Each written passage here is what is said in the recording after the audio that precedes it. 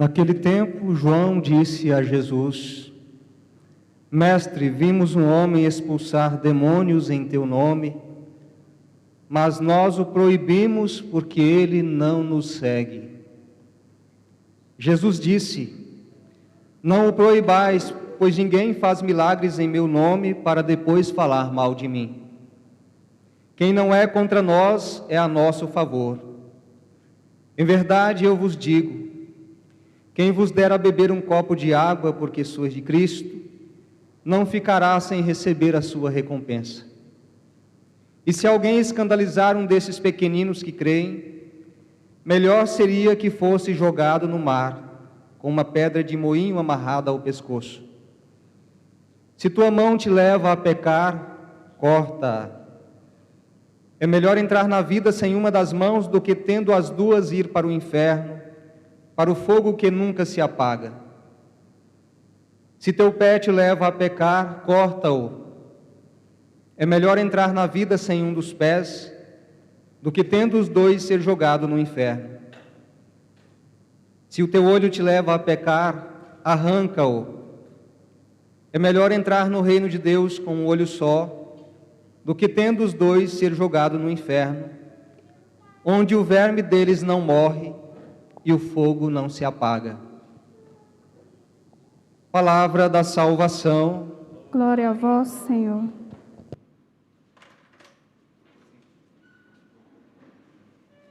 Amado irmão, querida irmã, também a você que nos acompanha de casa, nós estamos vivenciando o 26º domingo do tempo comum, dentro desse mês tão especial para nós, que é o mês da Bíblia. E a Bíblia, para nós, é Deus a nos falar. Sempre quando eu tenho esta palavra comigo, eu penso que Deus, Ele não fala para multidões. É certo que eu tenho diante de mim aqui, talvez umas 300 pessoas, não tenho noção de quem acompanha de casa, mas eu sei que Deus fala individualmente com você. Ele te conhece. Eu olho tantos rostos, eu não sei o que você vivenciou na última semana, no último mês, não sei se tem alguém que vai passar por cirurgia esta semana, não sei se alguém entrou de luto neste tempo, mas a palavra de Deus é dirigida a você. E hoje o que Deus te fala, o que Deus me fala. Gostaria de trabalhar com vocês 3 premissas. A primeira delas, saber pedir ajuda. A segunda premissa, não alimentar ciúmes. E a terceira palavra, a terceira premissa, cortar as ocasiões de pecado. Vamos partir então da primeira premissa, a partir da primeira leitura. Nós encontramos Moisés e sabemos a saga de Moisés ao conduzir o povo, aquele povo de Israel, rumo à terra prometida. Aquele povo, quando faltava alimento, eles reclamavam. Quando sentiam sede, reclamavam também. De tal modo que Moisés estava sentindo um grande peso de conduzir aquele povo pelo deserto. Aqui entra a primeira palavra, Moisés soube pedir ajuda. E nós vemos claramente Moisés, inclusive, abre aspas, brigando com Deus, dizendo, Senhor, por acaso fui eu que pari esse povo, para que eu pudesse sofrer tanto assim com eles? E então Deus traz esta palavra. O Senhor desceu da nuvem e falou a Moisés. Retirou um pouco do espírito que Moisés possuía e o deu a 70 anciãos. Pensar então esta verdade, ninguém nasceu nesta vida e a conduziu sozinho. Desde que nascemos precisamos de alguém.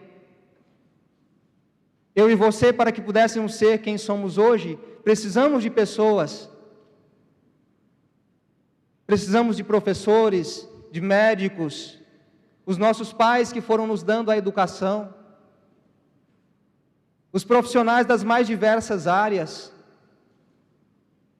para que eu e você pudéssemos ser quem somos hoje. Não nascemos para viver isolados e sozinhos. Precisamos saber, a primeira palavra aí, saber pedir ajuda. Esta semana eu lia Frei Patrício Ciadini. Ele diz que independente da idade de cada um, eu e você não podemos viver isolados e precisamos de ajuda. E se precisamos de ajuda, alguém pode também precisar da nossa ajuda. Alguém que é ajudado é movido a ajudar. Aqui encontramos então Moisés, que divide o seu fardo com 70 anciãos. E a palavra continua: assim que repousou sobre eles o Espírito, puseram-se a profetizar, mas não continuaram. Estes que então falavam em nome de Moisés, resolvendo as questões menores, e aqueles que resolviam as questões menores, se alguma questão maior aparecesse, levavam então a Moisés. Nós precisamos aprender também desta palavra. Certa vez eu conversava com um fazendeiro, não cabe aqui dizer a cidade nem o lugar, mas um senhor já de idade que veio a conversar comigo dizendo: padre, se eu soubesse a sabedoria da vida na época de juventude, eu hoje não estaria sofrendo. Eu dizia para ele: me conta aí a sua história, o que o senhor tem vivido na juventude que te atrapalhou a estar como está hoje? Ele dizia: padre, na minha adolescência, na minha juventude, eu queria competir com as pessoas, eu colocava aquele tambor de leite de 50 litros nas costas e saía contando vantagens. Outra hora com um saco de arroz ou um saco de sal, coisas pesadas, padre. E aquilo não me levou a lugar nenhum. Hoje eu vejo que estou sofrendo problemas de coluna, porque eu não soube pedir ajuda, eu não fui humilde lá no tempo da juventude para pedir ajuda, porque eu não conseguiria sozinho. Mas eu queria mostrar que eu conseguiria. A sabedoria da vida. Eu e você, se não soubermos pedir ajuda, sofremos as consequências terríveis desta falta de humildade. Moisés pediu ajuda e louvado seja Deus por isso. Agora entra a segunda palavra, a segunda premissa que quero também trabalhar com vocês. Qual que é a segunda premissa? O ciúme. Não alimentar o ciúme. Continua a leitura. 2 homens, porém, que tinham ficado no acampamento, um chamava Eldade e outro chamava Medade. O Espírito repousou igualmente sobre os 2, que estavam na lista, mas não tinham ido à tenda. E eles profetizaram no acampamento. Um jovem correu a avisar Moisés que Eldade e Medade estavam profetizando. Josué, filho de Num, ajudante de Moisés desde a juventude, disse: Moisés, meu senhor, manda que eles se calem. Nós sabemos que aí existia de fato um ciúme, porque afinal nós estamos aqui, o Senhor escolheu a nós, agora aqueles outros 2, eles estão fazendo a mesma coisa que nós? Continua a palavra. Moisés respondeu: tem ciúmes por mim? Quem dera que todo o povo do Senhor fosse profeta, e que o Senhor lhe concedesse seu espírito. Gente, eu e você somos um entre 7 bilhões de pessoas que existem no mundo. Padre Zezinho dizia muito bem claro: eu e você não somos o cara, como ele coloca entre aspas. Você, mulher, não é a cara. Podemos ser um dos, mas não o. Podemos fazer a diferença nesse mundo, mas certamente não somos o melhor, a melhor. E talvez por isso hoje existe um mundo que motiva as pessoas para uma competição desmedida. Se a gente olha o que encontramos nos aeroportos, aqueles livros de autoajuda com aquele título, seja o melhor. Padre Zezinho vai dizer com muita clareza, talvez ficaria melhor o título, seja melhor. Seja o melhor, pode ser, dê o melhor de si, mas seja melhor para o outro. Seja o melhor para o irmão, faça um mundo melhor. Porque a partir do instante que se alimenta esse ciúme, que eu encontro outro que, não, está fazendo o mesmo trabalho que eu, não, mas eu que tenho aqui a autoridade, não, você não pode fazer. Não, ciúme, essa palavra não cabe no dicionário de um cristão. Louvado seja Deus que tem alguém que está fazendo bem também. E aqui eu vou para o Evangelho porque ele está na mesma linha, ainda que separados aí por mais de 800 anos um texto do outro, mas João também com esta mesma experiência do ciúme. Mestre, nós vimos alguém expulsar demônios em teu nome, mas nós o expulsamos porque ele não nos segue. Nós sabemos bem claro, movido aí também por um pano de fundo de ciúmes. Esse ciúme que está tomando conta de João, nós o proibimos porque ele não nos segue. Jesus também com clareza, não o proibais, pois ninguém faz milagres em meu nome para depois falar mal de mim. Aqui vem uma palavra que a gente fica a se perguntar. Quem não é contra nós é a nosso favor. Gente, nós somos a Igreja Católica, Deus deu, sim, o Espírito Santo a nós, mas nós não duvidamos que exista também algo de bom em outras pessoas que não estejam aqui dentro, que não participam, talvez porque não receberam ainda esta palavra de que é importante participar de uma missa no domingo, que a missa dominical é para nós esta grande experiência do céu aqui na terra, este grande contato com o Deus que nos toca, com a sua palavra e que nos alimenta com a Eucaristia. Talvez pensar essas pessoas que vivem e fazem o bem, mas não tiveram esse encontro pessoal com Cristo através da palavra, mas têm um coração bom. Então pensar esta palavra de Jesus hoje, quem não é contra nós, é a nosso favor. Agora, se está fazendo o bem, eu vou ter ciúmes por eles? Jesus diz bem claro, não. Deixa que faça o bem.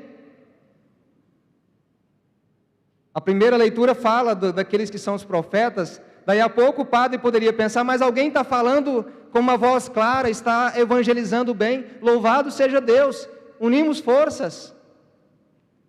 É claro que hoje nós temos uma pluralidade de religiões. Possivelmente na sua família tem pessoas de outras igrejas. Doutrinamente, temos, claro, a nossa doutrina, temos aquilo que seguimos, mas existem pontos em comum que podemos trabalhar. Certa vez encontrei um grupo de pastores e a gente fazia um trabalho, então, conjunto. Acho que é o 18 de maio que trabalha a questão da exploração sexual de crianças, não é isso? Faça bonito, aquela experiência que sempre se vive aí o dia 18 de maio de cada ano. E ali, sentado com aqueles pastores, o padre da cidade, junto com os pastores, a gente fez então ali aquele trabalho em comum. Não tocamos doutrina, mas aquilo que é comum e que ajudava a sociedade, louvado seja Deus. É claro que não vamos ficar parados se alguém do outro lado denegrir a nós, na nossa igreja, o nosso amor à Virgem Maria, a devoção que temos aos santos. Não é abandonar a nossa identidade, mas reconhecer que existe algo bom também no outro. Uma experiência, se me permitam aqui, é uma experiência pessoal. Certa vez um pastor estava acometido do câncer, e então alguém disse, padre, o senhor será que pode ir lá na casa dele para fazer uma oração com ele? Achei no mínimo estranho aquele convite, mas fui. Cheguei lá e encontrei um homem que dizia, padre, eu sei que o senhor é da Igreja Católica, eu tenho a minha doutrina, mas eu sei que o senhor é ungido por Deus também. Sem entrar em doutrina, eu peço que o senhor faça uma oração por mim. Foi uma experiência bonita, e ele ali se colocou de joelhos, eu impus as mãos sobre ele, fiz a oração, claro, sem deixar a minha identidade de lado, sem eu afrontá-lo também, mas pedindo esse Deus que o pudesse curar. O fato é, aquele homem está vivo, e bem vivo, graças a Deus, recebeu tantas orações de tantos lugares, depois me convidou a ir na sua igreja, claro, eu fiz a oração pelo senhor, louvado seja Deus pelo dom da sua vida, mas eu acredito que a gente não deve misturar as coisas. Mas aquele pastor disse, padre, agradecido, obrigado, pelas orações do Senhor também. Louvado seja Deus. Eu penso que a partir do momento que a gente olha com ciúmes e começa a usar, seja aqui enquanto padre, uma homilia para denegrir outras religiões, ou do lado de lá também, nós perdemos espaço. Porque temos tantas coisas bonitas para falar do Evangelho, temos tantas coisas bonitas para falar das maravilhas que Deus realiza, enquanto ficamos brigando entre nós, o demônio senta, perdoe a palavra, o seu próprio rabo e faz a festa. Fazer o bem a partir da palavra, realizar as maravilhas que precisam ser realizadas, deixar que Deus possa com o seu Espírito falar em nós. Primeira palavra, nós olhamos a primeira leitura, saber pedir ajuda. Segunda palavra, não alimentar ciúmes. Existe alguém que pode fazer também o bem. O Espírito Santo, ele não pode ser encaixotado na nossa cabeça. Ele tem liberdade. Nós não podemos tomar posse do Espírito Santo como exclusivamente. Mas Deus age como quer, quando quer, do jeito que quiser, porque Ele é Deus. E a terceira palavra, cortar as ocasiões de pecado. E aqui a gente vai encaminhando para o término desta homilia. Nós sabemos que não devemos levar a palavra na sua literalidade, não é pensar o ipsis literis e cortar a minha mão e cortar os meus pés e arrancar os meus olhos, mas entender que Jesus usa também às vezes de hipérbole para que eu e você possamos aprender dele. Pensar aí, onde os meus pés têm me levado? Louvado seja Deus que você saiu da sua casa e os seus pés te trouxe aqui a esta catedral. Os seus pés te puseram aqui para ouvir algo que te edifica. Pensar os seus olhos, o que você tem visto? Quais são as imagens que você tem visitado? O que você tem assistido? Hoje entra tanta pudriqueira nesses WhatsApps da vida, nestes grupos. Pensar isso, aquilo que eu vejo pode me santificar ou pode me levar à ruína. Tem um santo que é um dos monges do deserto, e Santo Antão, o nome dele, ele diz que um olhar impuro abre as portas do inferno.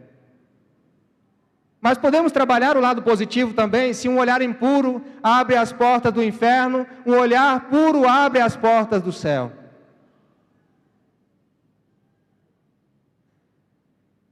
Pensamos as mãos, também colocadas no Evangelho.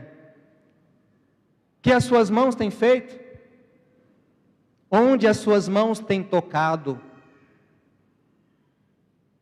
Se pensa, por exemplo, em termos de celular, o que o seu dedo tem clicado? Cortar aqui não o dedo, mas cortar as ocasiões de pecado. E a partir dessa experiência, eu me recordo bem claro, um dito popular, mas cabe aqui no momento: se não se tem a ocasião, não tem o ladrão. Corta as ocasiões de pecado, corta aquilo que tem te levado a uma busca desenfreada, a um abismo de perdição. Hoje pensar esta verdade. A santidade, ela passa também pelos 5 sentidos, e nós estudamos claramente isso na escola. Temos o sentido do tato, do paladar, do olfato, da audição e da visão. A santidade passa pelos 5 sentidos. Então, cortar as ocasiões de pecado a partir dos 5 sentidos, para que a partir dos nossos 5 sentidos, possamos então assim ser santificados. Na própria igreja trabalhamos esses sentidos, não é isso? Nós podemos tocar o irmão que está próximo de nós, nós podemos tocar a Eucaristia pelo tato, nós podemos ver este crucifixo que está aqui diante de nós. Se pensamos o olfato, você sentiu este aroma Quando os coroinhas trouxeram então o incenso, nós podemos escutar a palavra que cai em nosso coração. Pensar então isso, cortar as ocasiões de pecado. Leve essas 3 palavras para casa. Primeira palavra, olhe então para Moisés, aprenda a pedir ajuda. Primeira palavra, pedir ajuda a Deus e também aos irmãos. Segunda, não alimentar ciúmes. Terceira palavra, corte as ocasiões de pecado. Se você leva essas 3 palavras para a sua casa e coloca em prática, Deus já terá muito a fazer na sua vida. Que assim seja, louvado seja Deus. Amém. Creio em Deus Pai Todo-Poderoso, Criador do céu e da terra, e em Jesus Cristo, seu único Filho, nosso Senhor, que foi concebido pelo poder do Espírito Santo,